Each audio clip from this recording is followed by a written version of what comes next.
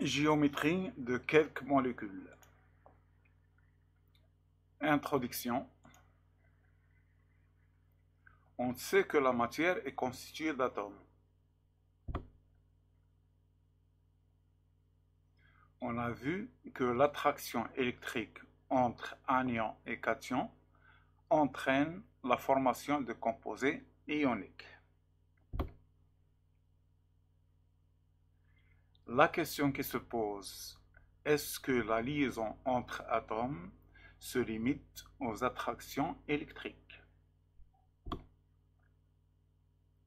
Et comment les atomes sont répartis dans l'espace?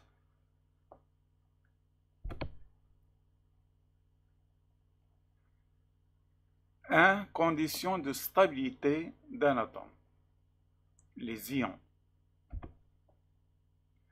On dit d'un élément chimique qu'il est stable s'il ne réagit pas avec son environnement, c'est-à-dire il n'entre pas en réaction chimique. La plupart des éléments chimiques ne se trouvent pas sous forme monoatomique dans la nature. Ils se lient entre eux pour former des composés ioniques ou moléculaires. Quel est le secret d'un tel phénomène? Activité 1. Considérons cet ensemble d'atomes. Chlore, potassium, aluminium, phosphore, calcium. Question 1.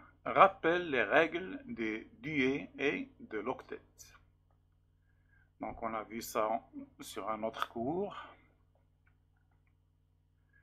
Question 2. Complète le tableau suivant. Donc là, on vous donne l'atome ou le symbole nucléaire des atomes. On vous demande les formules électroniques, c'est-à-dire la distribution des électrons sur les couches électroniques. Conditions de stabilité pour chaque atome et l'état stable. Question 3. Comment ces atomes ont-ils atteint l'état de stabilité?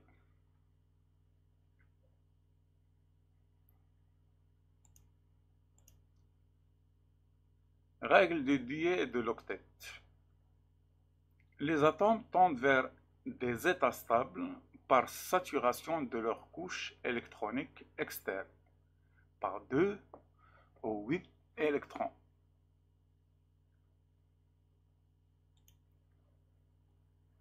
Prenons l'atome de calcium. D'après le symbole, il a 20 protons et 20 électrons et 20 neutrons. La structure électronique, on a 20 électrons qu'on va distribuer. Donc on a 2 sur la couche K, 8 sur la couche L, 8 sur la couche M et 2 sur la couche N. Donc, condition de stabilité, on a dit que la couche externe doit être saturée par 8 ou 2. Là, on a bien 2, mais cette couche peut contenir jusqu'à 64 électrons, ou plutôt 32 électrons. Donc, il n'est pas saturé. Par conséquent, la condition de stabilité est l'élimination de cette couche N pour qu'il ne reste 8 sur la couche précédente. Donc la condition de stabilité, c'est la perte de 2 électrons. Si le calcium, l'atome de calcium perd 2 électrons, il devient un cation, Ca de plus.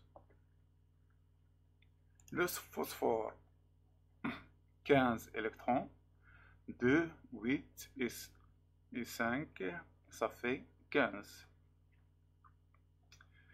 Donc la couche externe comporte 5 électrons. Donc pour atteindre l'état de stabilité, elle doit gagner 3 électrons pour atteindre le 8. Donc l'atome de phosphore a gagné 3 électrons, donc il devient un anion de symbole P3-. Pour l'aluminium, on a K2L8M3.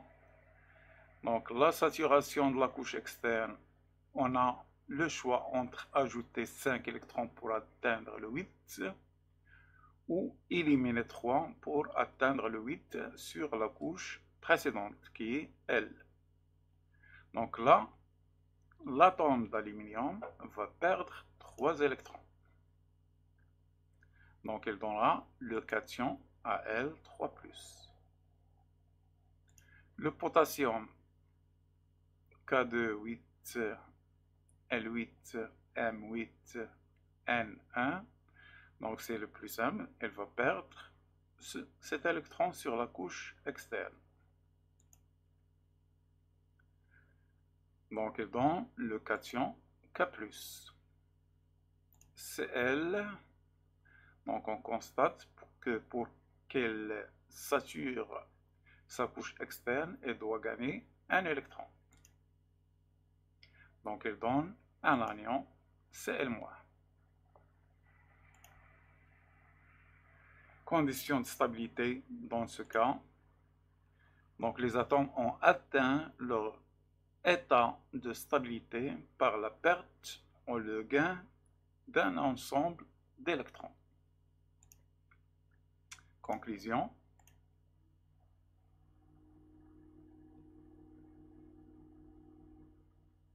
La plupart des atomes ne se trouvent pas dans la nature sous leur forme monoatomique à cause de leur instabilité. Par exemple, on ne trouve pas Na dans la nature, on trouve plutôt Na+.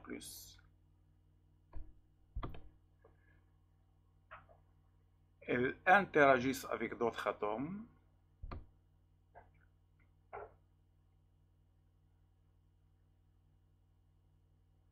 Certains éléments chimiques se trouvent uniquement sous leur forme ionique dans la nature parce que ces formes sont les plus stables. Par exemple, on vient de le dire, le Na, on le trouve sous forme Na+. Le K, on le trouve sous forme K+. Le magnésium manganèse ou le magnésium Mg sont aussi sous leur forme ionique. Remarque que les ions ne restent pas isolés. Les cations se lient aux anions pour former des complexes ioniques. On ne trouve pas Na+ dans la nature seul, mais on le trouve lié à d'autres ions pour former ce qu'on appelle des composés ioniques. Exemple, Na+ avec Cl- nous donne le sel de cuisine. De 1. Représentation de Lewis. Lors des transformations chimiques, seuls les électrons des couches externes des atomes, ce qu'on appelle électrons de valence, participent aux formations des liaisons. Donc, on a opté pour une nouvelle représentation des atomes, la représentation de Lewis. Exemple, l'hydrogène a un seul électron, donc on le représente de la façon suivante. H avec un point pour indiquer qu'il a un seul électron sur sa couche externe. Le carbone a 6 électrons, 2 sur la couche K et 4 sur la couche externe qui est L. Donc on représente le carbone de la manière suivante. C'est entouré des 4 électrons de la couche externe. L'oxygène a 8 électrons, dont 6 de valence, donc ça nous donne Donc on fait le tour avec un électron, etc. Après on complète avec le reste. Donc on a 4. Donc on ajoute après 1, ça nous fait 6. Si on a 2 électrons côte à côte, on les représente par un trait. Donc le chlore a 17 électrons. La structure électronique nous donne K2L8M7. Par conséquent, elle a 7 électrons de valence qu'on représente de la manière suivante. Donc on a 3 traits et un point. On représente un doublé par un trait et on l'appelle doublé non liant. C'est-à-dire, il ne participe pas à la formation de liaison avec d'autres atomes. 3.1. Les molécules. En plus des composés ioniques, on trouve dans la nature des composés moléculaires. Exemple, le sucre, c'est un composé moléculaire. Comment se forment les molécules? On a vu que les composés ioniques se forment grâce à l'attraction électrique entre les charges positives et les charges négatives.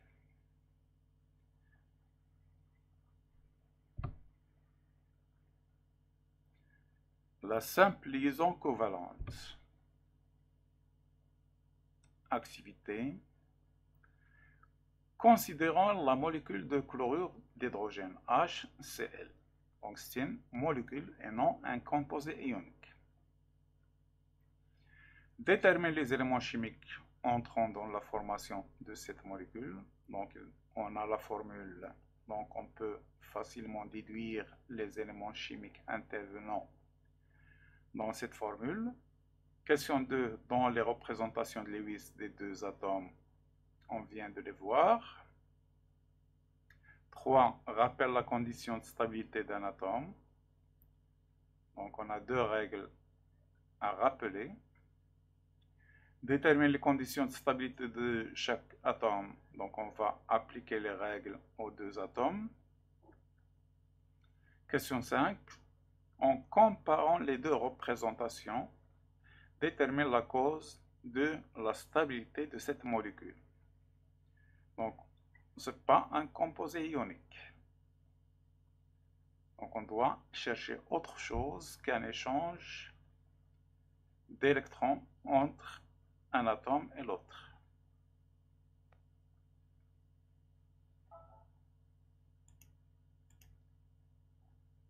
Éléments chimiques, bien sûr, on a l'hydrogène et le chlore. Représentation de Lewis. Donc, la représentation de Lewis, je le rappelle, on ne représente que les électrons de valence. Donc, l'hydrogène a un seul électron.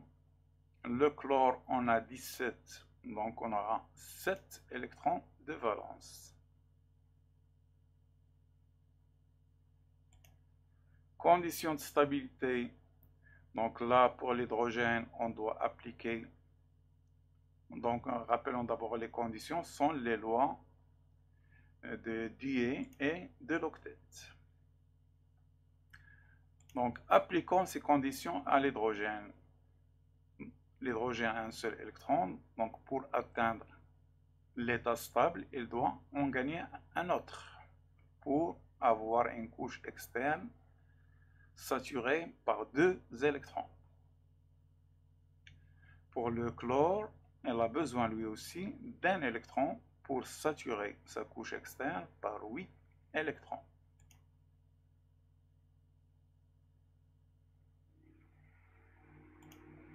Condition de la stabilité de la molécule. Donc, puisque ni l'hydrogène ni le chlore ne cèdent leurs électrons, on peut envisager la participation de chaque atome par son électron pour former un doublet. Ainsi, si on considère uniquement cette partie, l'hydrogène aura 2 électrons, donc il sera saturé. Et si on oublie l'hydrogène, le chlore aura ses 8 électrons pour sa stabilité.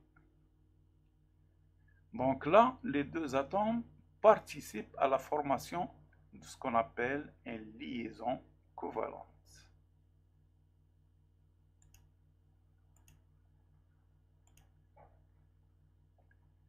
On appelle liaison covalente la liaison formée par un doublet électronique où chaque atome participe avec un électron. On représente la liaison covalente par un trait. Conclusion.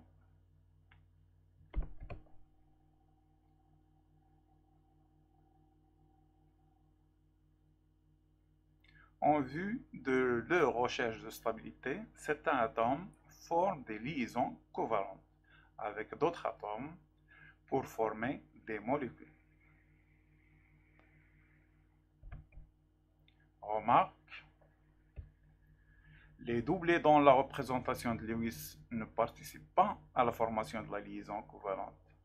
On les appelle doublets non liants.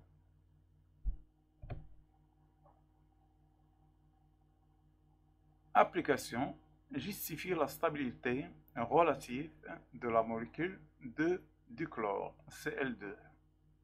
Donc on trouve cette molécule Cl2, donc on peut dire qu'elle a une stabilité relative. Donc bien sûr, les 2 atomes vont former une liaison covalente. Ce chlore a besoin d'un électron, l'autre a besoin d'un électron, donc ils vont participer à la formation de la liaison covalente.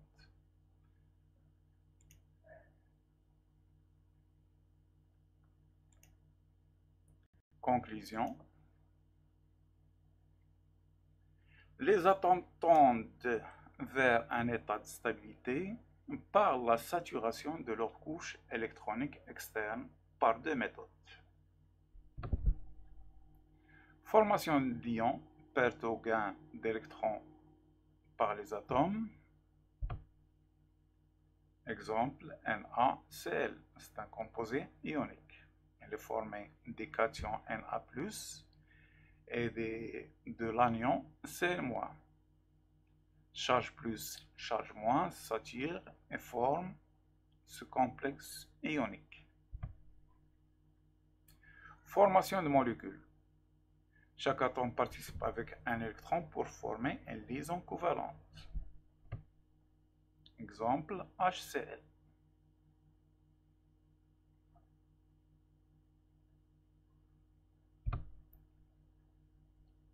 La double liaison covalente.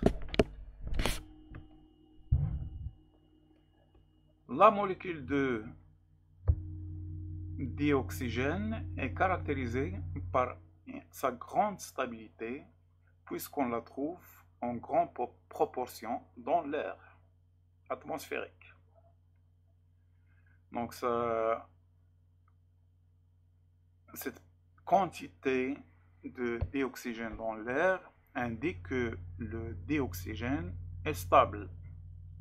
Il ne réagit pas avec les autres substances de la nature. Donc il est stable. Quelle est l'origine d'une telle stabilité?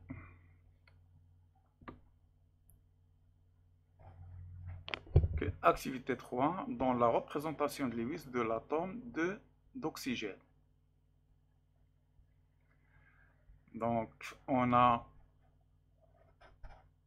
son numéro atomique, Z est égal à 8. On commence par donner la structure électronique de cet atome, puis déterminer les électrons de valence et les représenter après. Déterminer la condition pour la stabilité de cet atome. Donc là, on doit appliquer l'une des 2 règles. duyer ou octet. 3. Dans le cas où l'atome forme un ion, quel symbole aura cet ion? Donc, c'est à voir, est-ce qu'il va gagner ou perdre des électrons? Et par conséquent, est-ce qu'il va donner un cation ou un anion? 4. La molécule de dioxygène est formée de deux atomes d'oxygène. Mais côte à côte deux représentations de Lewis de l'atome d'oxygène, puis montre comment se forme la molécule. Donc c'est simple, vous mettez deux représentations de Lewis des mêmes atomes et essayez de voir comment s'est formée la molécule. 5. Propose une comparaison entre la stabilité de la simple liaison covalente et celle de la double liaison.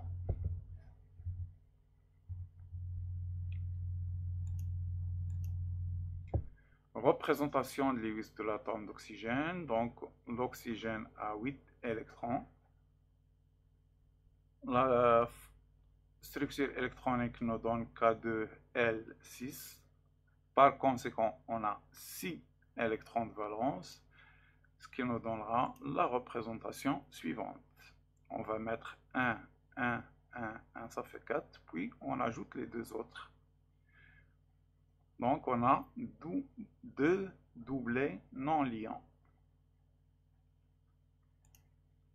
Condition pour la stabilité de l'atome d'oxygène.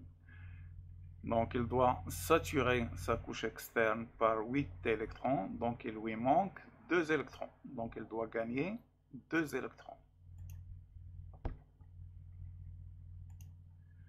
Symbole de l'ion probable. Donc puisqu'il a gagné 2 électrons, elle va donner un anion de charge O 2-.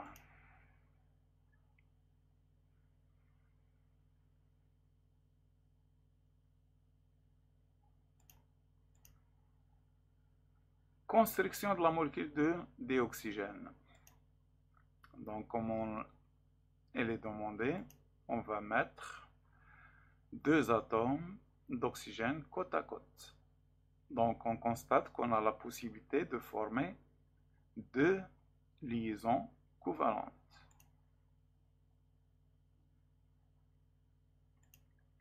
Comparaison de la stabilité. Le chlorure d'hydrogène se décompose dans l'eau alors que le dioxygène ne se décompose pas. On ne trouve pas de chlorure d'hydrogène dans l'air. Donc là, ce sont des indications qui montrent que la double liaison est plus stable que la simple liaison. HCl dans l'air va réagir avec d'autres substances, alors que le dioxygène réagit, mais d'une manière très faible. Résultat, en certaines circonstances, chaque atome participe avec 2 électrons. Chaque atome participe avec 1 électron pour former une double liaison covalente, ou plutôt participe avec 2 électrons. Une double liaison covalente. La double liaison covalente est plus stable que la simple liaison covalente.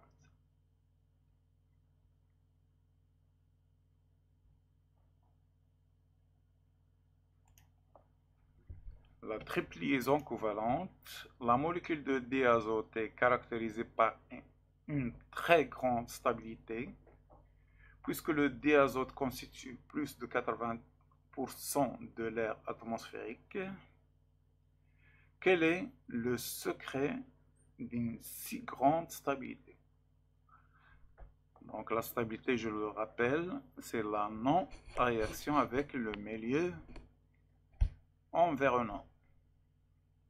Puisqu'on trouve en si grande quantité le diazote dans l'air atmosphérique, ça indique qu'elle est très stable. Activité 4. Bon, c'est à peu près les mêmes questions que pour le dioxygène. Donc on va passer directement aux solutions.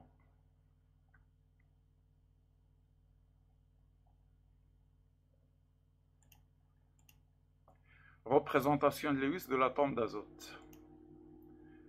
Donc l'atome d'azote a 7 électrons, 2 sur la couche K, 5 sur la couche L.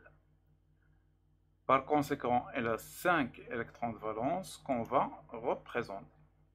Donc on va mettre 1, 1, 1, puis on ajoute 1 qui nous donne un doublet non liant. Condition de stabilité, donc elle doit gagner 3 électrons pour saturer sa couche externe par 8. Règle de l'octet. L'ion probable, donc elle gagne 3 électrons, elle va former un anion de charge 3-.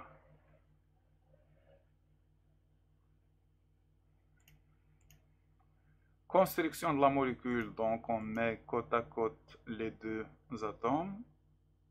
Donc on voit qu'il peut former 3 liaisons covalentes.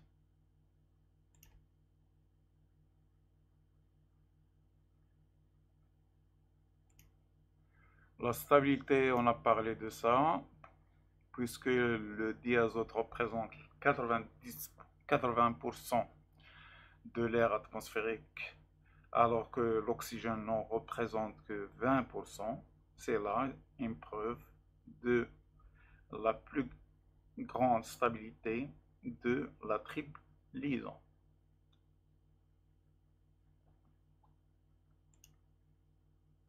Résultat, dans certaines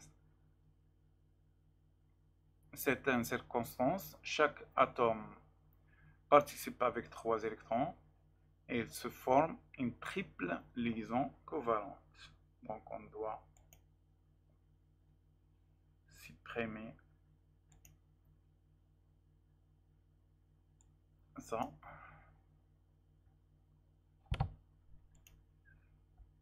La triple liaison covalente est plus stable que la double liaison covalente.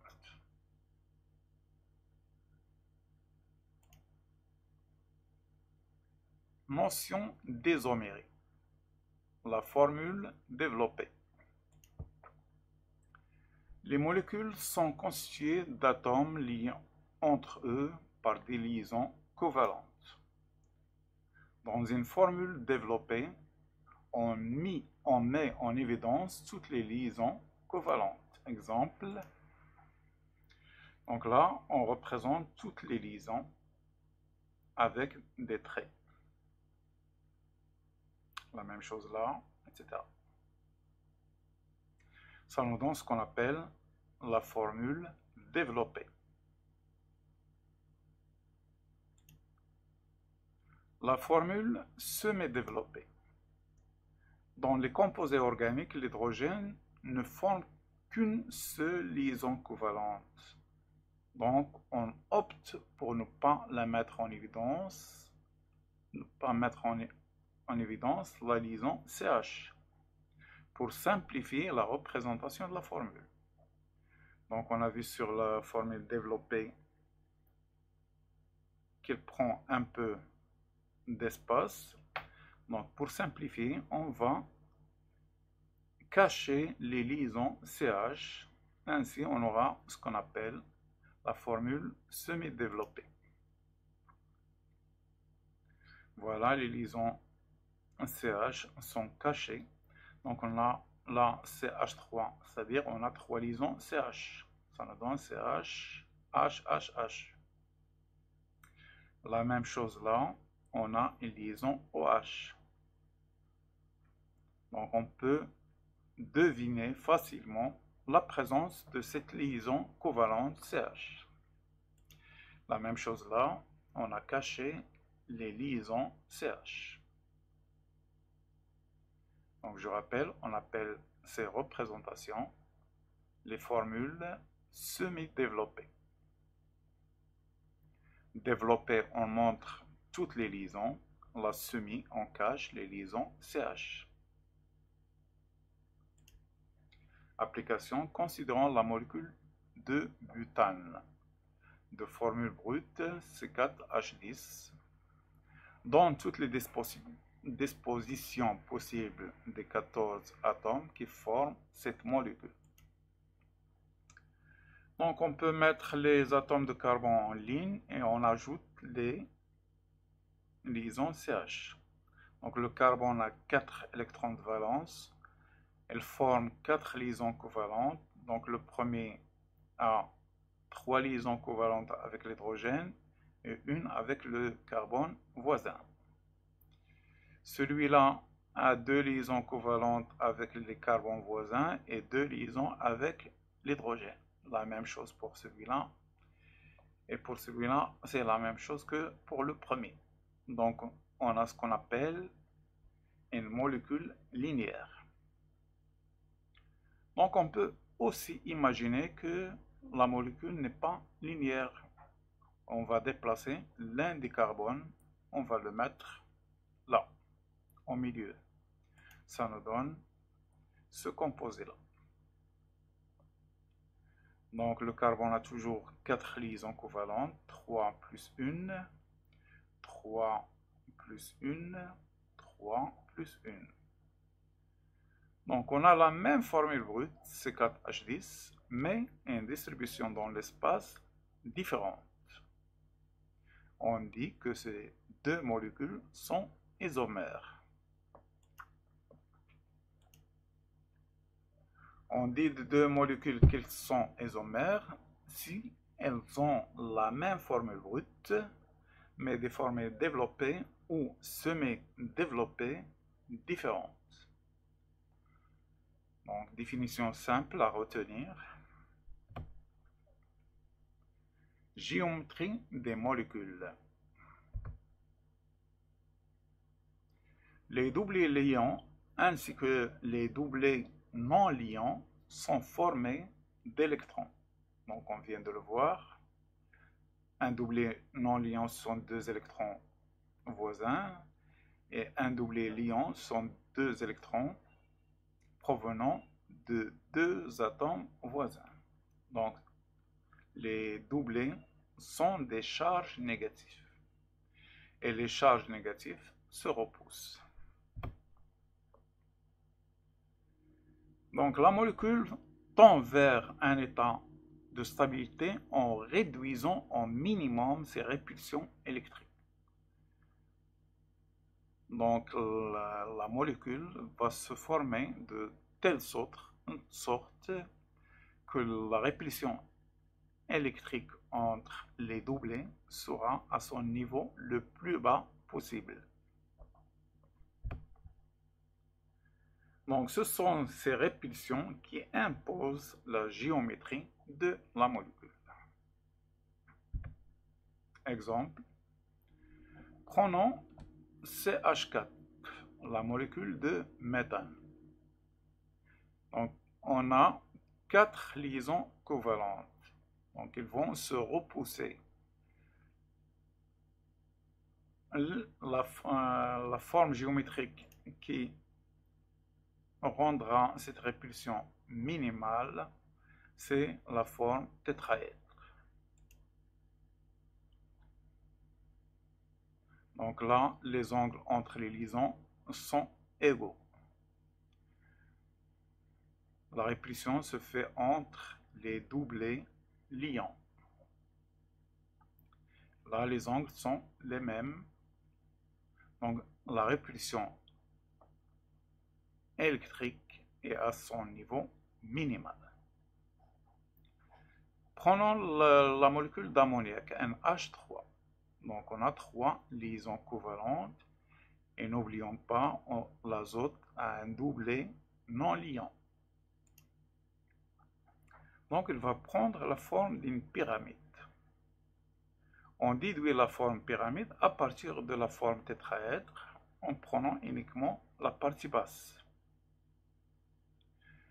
La quatrième liaison covalente sera remplacée par le doublet non liant. Donc on est toujours dans la forme tétraèdre, mais l'une des liaisons a été remplacée par un doublet non liant, ce qui nous donne une forme pyramidale. La molécule d'eau. Donc l'oxygène va former deux doublets liants avec l'hydrogène, mais elle a deux doublets non liants. Donc si on remplace les doublets non liants, on les représente, on aura toujours la forme tétraèdre. Donc c'est la forme tétraèdre qui est la forme de base. Donc ça nous donne la forme qu'on appelle en V ou la forme coudée.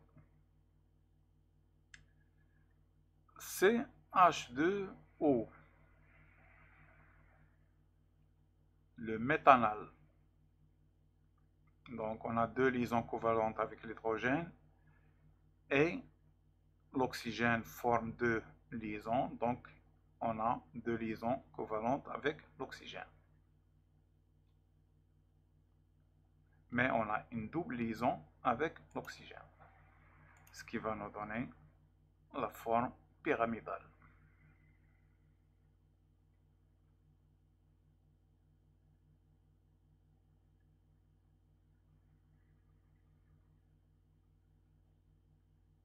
N'oublions pas que l'oxygène a deux doublets non liants.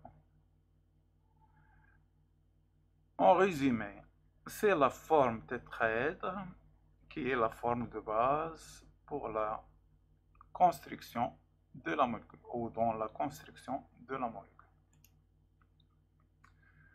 Représentation de Cram. Donc cette représentation permet la mise en évidence des répartitions spatiales des atomes, donc c'est-à-dire on représente la molécule en 3D,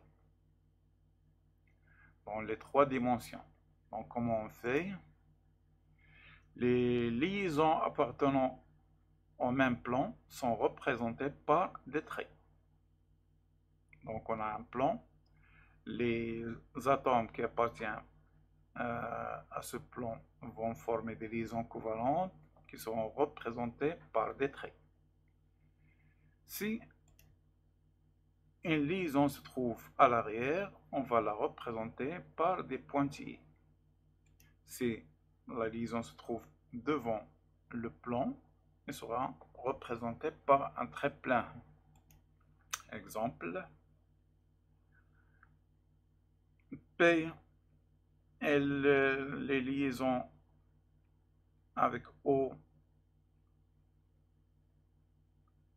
et la double liaison avec O dont O appartient au même plan.